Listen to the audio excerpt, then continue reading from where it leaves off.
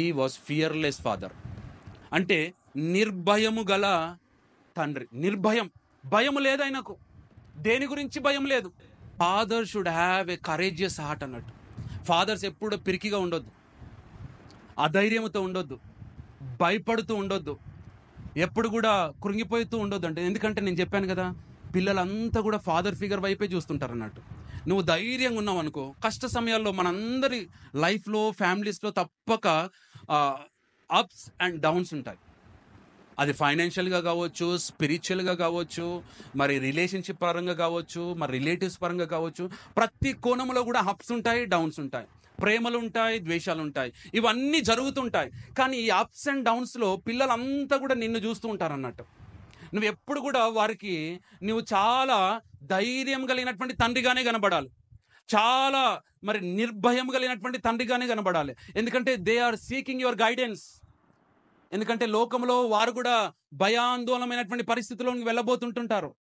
వారు కూడా కొన్నిసార్లు చాలా అతలాకుతలమైనటువంటి పరిస్థితుల్లోకి వెళ్తుంటారు.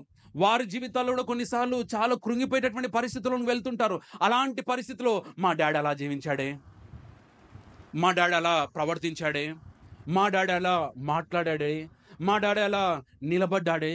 ప్రతి పరిస్థితిలో కూడా తల్లులు అంటే బిడ్డలు తండ్రిని చూస్తుంటారు. ధైర్యం ఎక్కడి నుంచి వస్తుంది అంటే దేవుని బట్టి ధైర్యం వస్తుంది. మనందరికి తెలిసినటువంటి ఒక సంఘటన, దావీదు తన భార్యల్ని కోల్పోయాడు, దావీదు తన ఆస్తిని కోల్పోయాడు, దావీదు తన పిల్లల్ని కోల్పోయాడు, దావీదు తన పనివారిని కోల్పోయాడు, దావీదు తన సమస్తాన్ని కోల్పోయినప్పుడు యెహోవాను బట్టి ధైర్యము తెచ్చుకున్నాడు. దేవుని జనాంగమా, ఎప్పుడైతే దేవుని బట్టి ధైర్యం తెచ్చుకుంటామో మన కుటుంబాలు నిలబడతాయి. ఎప్పుడు కూడా తండ్రులు అధైర్యంగా కనబడొద్దు అన్నట్టు, ఓడిపోయినటువంటి వారిగా కనబడొద్దు అన్నట్టు, చాలా చేతగానటువంటి వారిగా కనబడొద్దు అన్నట్టు. ఎప్పుడు కూడా సింహం వలె మన బిడ్డలు మనల్ని చూస్తున్నారు కాబట్టి, మన బిడ్డలు మనల్ని వెంబడిస్తారు కాబట్టి ఆ ధైర్యాన్ని దేవుని బట్టి తెచ్చుకోవాలి, దేవుని వాక్యాన్ని బట్టి తెచ్చుకోవాలి, ప్రార్థనలో నిలిచి ఉండడం బట్టి తెచ్చుకోవాలి. ఈ ధైర్యాన్ని దేవుని యొక్క సహాయాన్ని బట్టి ఆ ధైర్యాన్ని తెచ్చుకోవాలి, దేవుని యొక్క శక్తిని బట్టి ఆ ధైర్యాన్ని తెచ్చుకొని మన బిడ్డలను ముందుకు నడిపించాలి. ఈ దినాన ఎన్ని భయాలు మనల్ని వెంబడిస్తాయి తెలుసా? కుటుంబ నాయకులకు తెలుసు.